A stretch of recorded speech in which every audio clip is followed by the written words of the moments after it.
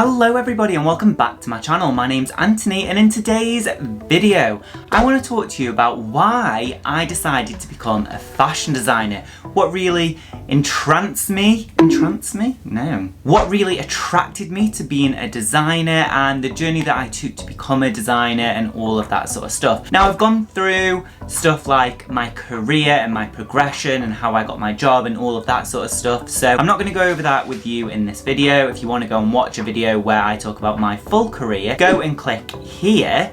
But this video is purely about why I decided to become a fashion designer. But before we get started, don't forget to like and subscribe. It really does help my channel to grow, especially that like button. You have no idea how much it helps promote my video and boost it within the YouTube's algorithm. Please also leave a comment. I like to chat to you guys and get to know you a little bit better and build this fashion community up.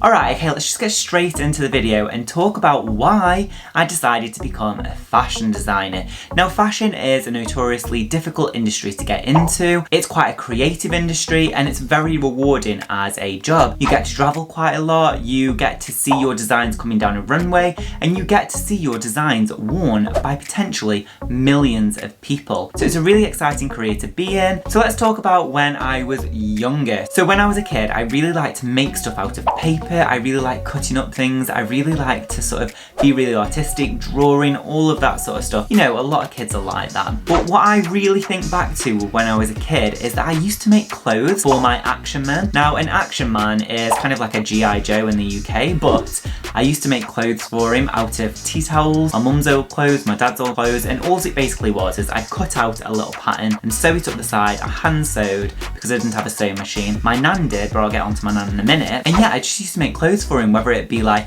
t-shirts, jackets. I used to make trousers. I even tried to make shoes for him out of paper because I kept losing all of his clothes and everything, and I didn't really want him walking around in the nude.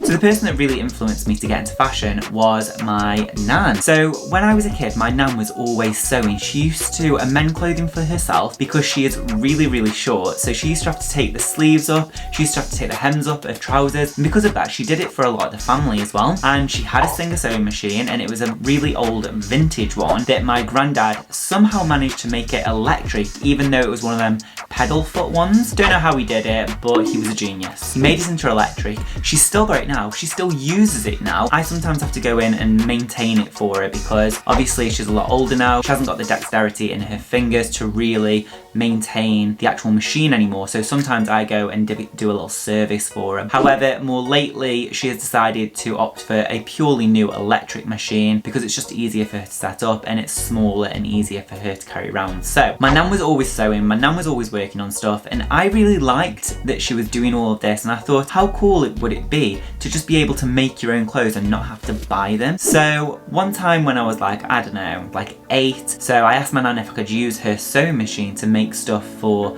my action man, and she obviously said no because it's a dangerous machine and an 8-year-old using it isn't very good. But what she did let me do is cut out the stuff that I wanted and tell her where she was going to sew, and she sewed it for me. She showed me how to sort of set up the machine and all of that sort of stuff. Then as I went into school, I was always interested in art and design and all of that sort of stuff. I took it for my GCSEs, had a couple of lessons in school where we got to go on sewing machines. That was literally how to set up a sewing machine and how to sew in a straight line, but the rest of it was like art, design, technology, and woodwork and all of that sort of stuff. I was never really into labels when I was younger. I wouldn't really mind if I was wearing something that was from Primark or whether it was a label. To me, it didn't really matter. It was just whether I liked the clothes or not. But when school was coming to an end and we had to choose whether we wanted to go into sixth form or we wanted to go to college or into work, I decided to go to college and do a BTEC National Diploma in Fine Art and Design. Now, that was a pivotal point for me choosing fashion,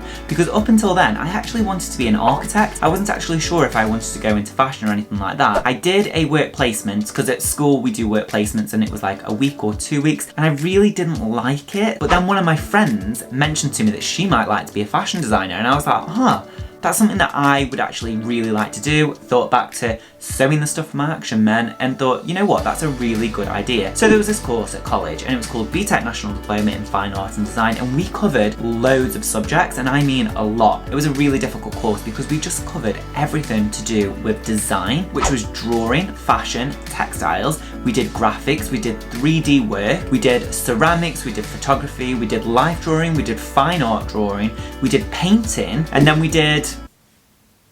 what else did we do? And then we also did art history, which was more of the analytical side. Because if you're going to go into any art world, you do need a more analytical side because you need to be able to convey your message, you need to be able to say what it is you're doing and why you're doing it. So art history was kind of the academic side of it.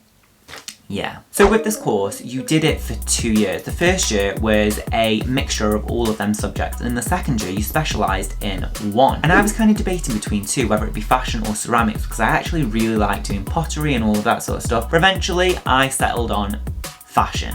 And then I went to university. Now at university, it was a 3-year course and I had maybe a month work placement in the end of my second year going into my third year. But for the first year, we did a lot in terms of design work, pattern cutting, sewing techniques, illustrations. We also did kind of like art history, but it was more analytical essay writing and all of that sort of stuff. And we used to concentrate on modern day perceptions of garments, masculinity, femininity, all of that sort of stuff. So again, that was kind of more of the academic side of it. We also did styling as well, but after the first year, we had to choose between design or styling. Now, one of the lecturers said to me, because I was struggling choosing between which one I actually wanted to do because I really enjoyed both, but one of the lecturers actually said to me, if your passion is clothing and you cannot imagine a future where you are seeing your garments coming down a runway, then styling isn't for you, because at the end of the day, a stylist is there to style the clothing, a designer is there to make the clothing and get it on the runway. So for me, I was constantly like, I want to see my clothes coming down a runway, so I chose to go down the design route. So second year was full of really fun projects. It was kind of like quick fire projects where we'd do stuff in a day, like making a garment out of socks, making stuff out of paper, making stuff out of loads of unconventional materials, and that was really to get your mind going and really to sort of think outside the box. And then the third year was dedicated to fashion, construction, making garments, making like avant-garde things, conceptual pieces, all of that sort of stuff. It was such a fun time. We even got to go to Paris to find all of our fabrics for our final major collection, so it was a really good time. So as I'm sure you know if you've watched any of my previous videos, when I left university, the university actually offered me a visiting tutor, kind of studio assistant position, and I was there for 6 months. But after I finished that, I got a job in a bar and was working there for maybe 1.5 years, 2 years, and I was like, what am I doing? I need to get back into fashion. I've paid for this huge degree. I'm in £21,000 worth of debt, so I really need to use that degree. I went and got an internship and the rest is history. If you have watched my previous video, you know about my career progression and all of that sort of stuff. So yeah, I've been in fashion for over 10 years now and I've done a lot of stuff. I started in accessories and I'm continually developing my skills, and now I'm working on a load of different projects. Overall, I've had a lot of experiences that have led me down the path to get into fashion, and it wasn't just one experience, it wasn't just one light bulb moment that said I'm going to be in fashion. There was loads of different parts to it, and there was loads of different times that I could have diverted away from fashion and gone into something else. Architecture, could have gone into ceramics, could have gone into styling, but no, I stuck to it and now I'm a full-fledged fashion designer. Seeing my work going down runways, seeing it on the high street, seeing many people wear them, and there's nothing like going out and seeing someone wearing a product that you've designed and laboured over, because it is such a great feeling. So that's it for today's video. If you liked it, give it a big thumbs up and don't forget to click that beautiful red subscribe button down below. Please also check out my Etsy shop where you can buy cards and vectors to help support you in your everyday design life, and